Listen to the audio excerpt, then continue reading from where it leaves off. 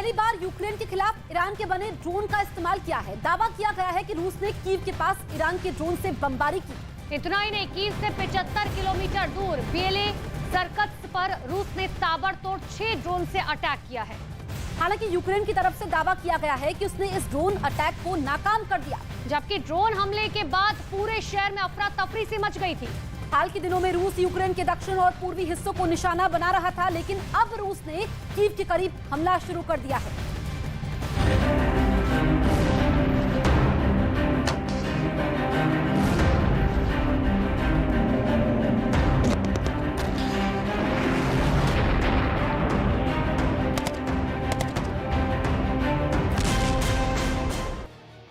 Ukraine पर हमला, Kyiv फिर दहला।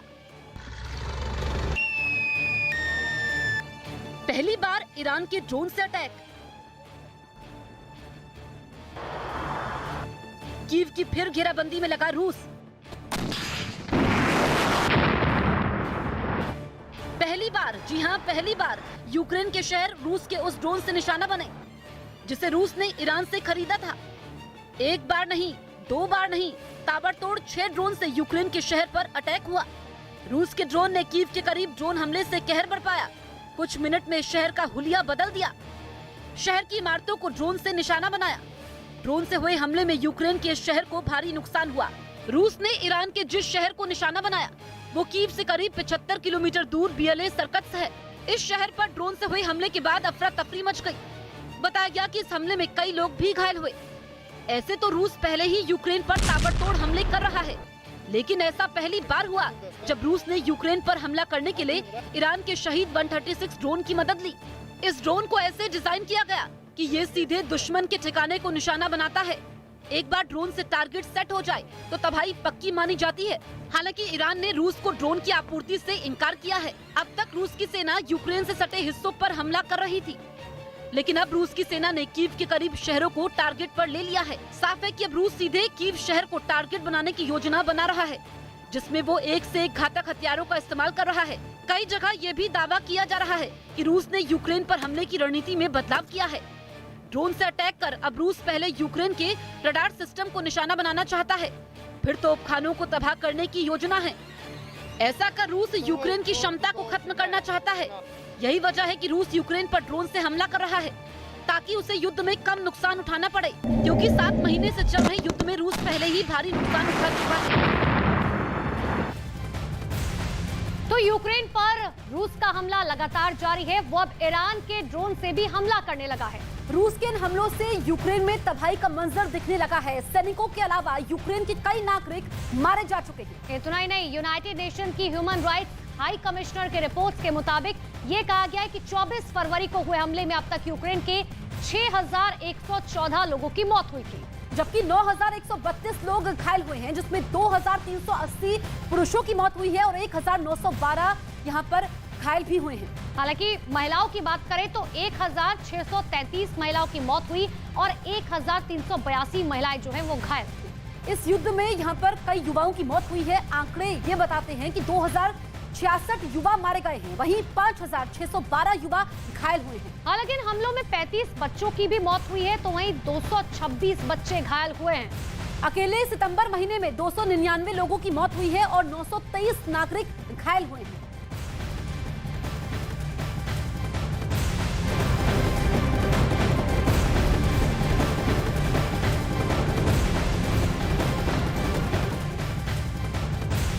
तो रूस के राष्ट्रपति पुतिन इस वक्त गुस्से में हैं, बार-बार परमाणु हमले की चेतावनी दे रहे हैं। पुतिन के एटमी वार की इस धमकी पर बड़ी खबर ये सामने आ रही है कि सीआईए डायरेक्टर का कहना है कि पुतिन के परमाणु खतरे को बहुत गंभीरता से लिया जाना चाहिए।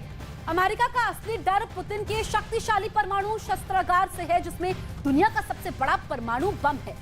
ऐसा बम जो पूरी दुनिया को जलाकर चंद मिनटों में खाक कर सकता है।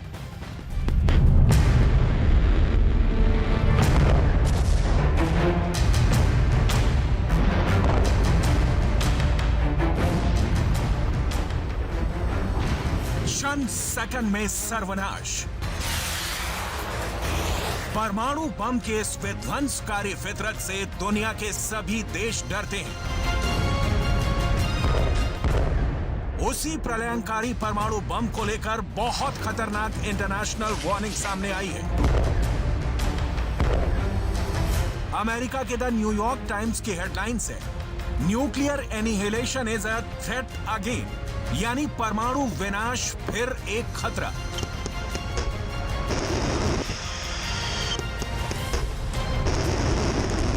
अगली हेडलाइन सीबीसी न्यूज की है। इसमें साफ साफ शब्दों में लिखा है, पुतिन की धमकियों पर परमाणु विशेषज्ञ नजर रख रहे हैं।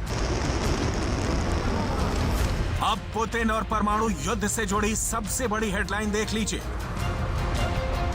यूक्रेन की कीव पोस्ट में अमेरिका के सीआईए डायरेक्टर के बयान को ही हेडलाइन बना दिया गया है। लिखा है, पुतिन के परमाणु खतरे को बहुत गंभीरता से लिया जाना चाहिए। सीबीसी न्यूज से बात करते हुए सीआईए के डायरेक्टर विलियम बॉन्स ने जोर देकर कहा है कि पुतिन की परमाणु बम वाली चेतावनी को नजरअंदाज नहीं किया जा सकता। यूक्रेन में पुतिन के परमाणु हथियार के इस्तेमाल के खतरे को गंभीरता से लेने की जरूरत है। हालांकि अभी तक इसका कोई व्यवहारिक सबूत नहीं है, लेकिन पश्चिमी दुनिया को चिंतित होना चाहिए।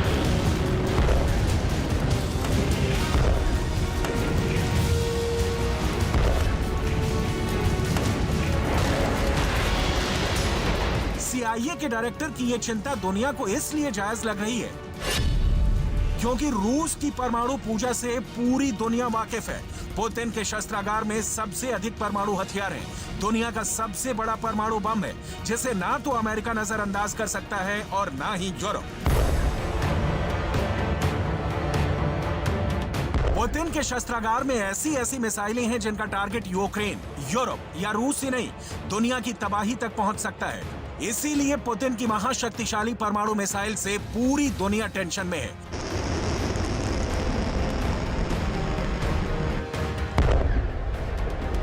अमेरिका ने तो यहां तक कह दिया है कि यूक्रेन पर रूस के परमाणु हमले को नेटो पर हमला माना जाएगा। अमेरिकी सीनेटर लिंडसे ग्राहम ने युद्ध अपराधों की जवाबदेही पर सीनेट जुडिशरी कमेटी की बैठक के दौरान कहा है कि अगर पुतिन परमाणु हथियार का इस्तेमाल करते हैं, अगर वो यूक्रेन में अपनी धमकी को सही साबित करते हैं, तो मुझे लगता है कि ये नेटो पर एक बड़ा हमला होगा, क्योंकि विकिरण न केवल यूक्रेन बल्कि यूरोप को प्रभावित करेगा। ऐसे में नेटो पर हमले का सीधा सा मतलब है एक साथ 30 देशों का बारूदी बदला। तो पुतिन की परमाणु धमकी को लेकर नाटो की तरफ से पुतिन को गंभीर परिणाम भुगतने की धमकी दी गई है। नेटो की इस धमकी के पीछे वजह भी है, क्योंकि पुतिन के पास है परमाणु बमों का जखीरा। पुतिन के पास ऐसे बम मौजूद है जिसका तोड़ किसी भी देश के पास नहीं है।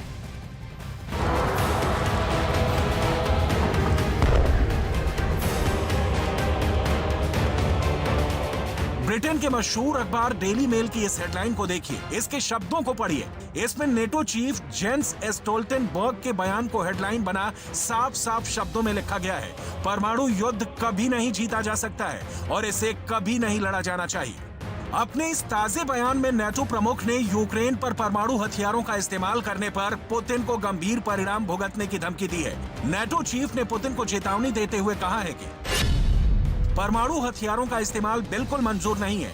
ये युद्ध को पूरी तरह से बदल देगा और रूस को पता होना चाहिए कि परमाणु युद्ध नहीं जीता जा सकता है और इसे कभी नहीं लड़ा जाना चाहिए। जब हम रूस राष्ट्रपति पुतिन की ओर से बार बार इस तरह की परमाणु बयानबाजी देखते हैं, तो हमें इसे गंभीरता से लेना होगा और इसलिए हम साफ कर रहे हैं कि रूस को इसके गंभीर परिणाम होंगे। जेम्स स्टोल्टेनबर्ग के इस बयान से साफ है कि नेटो को भी लगने लगा है कि पुतिन परमाणु बम फोड़कर यूक्रेन युद्ध को खत्म कर सकते हैं। वहीं सीआईए डायरेक्टर को पुतिन की न्यूक्लियर आर्मी में सीधे सीधे खतरा नजर आता है। सवाल है क्यों?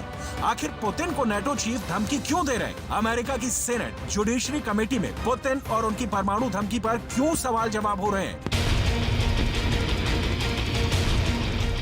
जवाब है, पुतिन के पास दुनिया का सबसे शक्तिशाली एटम बम है, ऐसा बम जिसका तोड़ दुनिया के किसी भी देश के पास नहीं है। पुतिन के इस परमाणु बम का नाम है ज़ार बम। ज़ार नाम का ये रूस का हाइड्रोजन बम है, जिसे दुनिया का सबसे बड़ा परमाणु बम माना जाता है। ज़ार रूस के राजाओं की उपाधि रही है, इसीलिए इसे ज़ार बम नाम दिया गया और इस बम को परमाणु बमों के महाराजा की तरह पेश किया गया।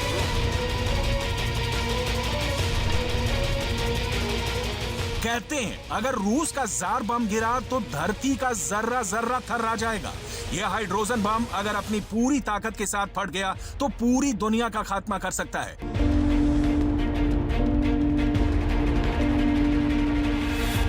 रूस ने इस बम को 1961 में बनाया था, लेकिन इसके टेस्ट का वीडियो रूस ने 60 वर्षों बाद दुनिया को दिखाया। यह वही वीडियो है।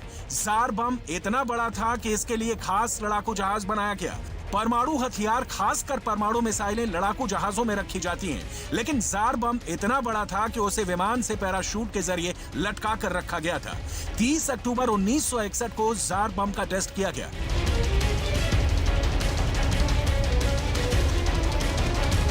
लड़ाकू जहाज टोपोलो 95 ने करीब 10 किलोमीटर की ऊंचाई से पैराशूट से जार बम को नोआया ज़ेमलिया द्वीप पर गिराया, ताकि विस्फोट से पहले गिराने वाला और तस्वीरें ले रहा विमान सुरक्षित दूरी तक पहुंच जाए। रूस के मुताबिक दोनों विमान 50 किलोमीटर दूर ही पहुंचे थे। भयंकर विस्फोट हुआ।